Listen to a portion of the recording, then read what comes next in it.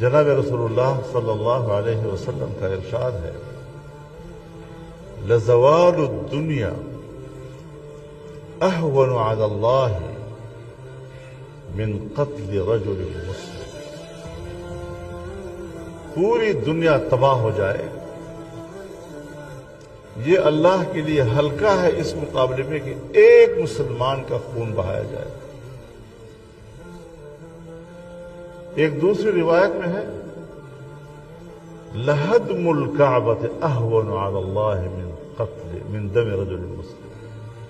پورا کعبہ گر جائے اس کو اللہ تعالیٰ کو اتنی پرواہ نہیں، لیکن اس کے مقابلے میں ایک مسلمان کا خون بہے۔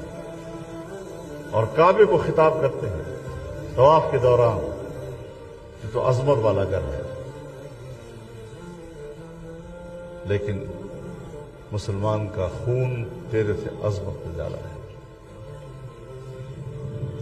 اس کو ہم نے اسلام کے نام لیواؤں نے اتنا ہلکا سمجھ لیا ہے، اتنا معمولی سمجھ لیا ہے۔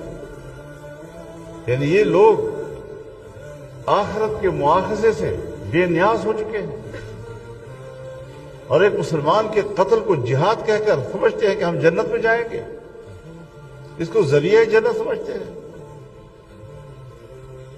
ومن يقتل مؤمنا متعمدا فجزاؤه جهنم خالدا فيها وغضب الله عليه ولعنه وأعد له عذابا أليما۔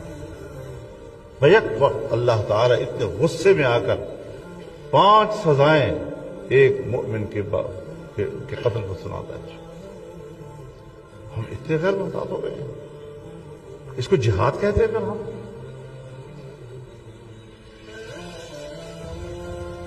یہ تو اسلام دشمنی ہے، یہ تو مسلمان دشمنی ہے، یہی تو وہ صف کی دماء ہے کہ جس کی وجہ سے ملائکہ نے اعتراض کیا، قالوا اتجعل فیہا من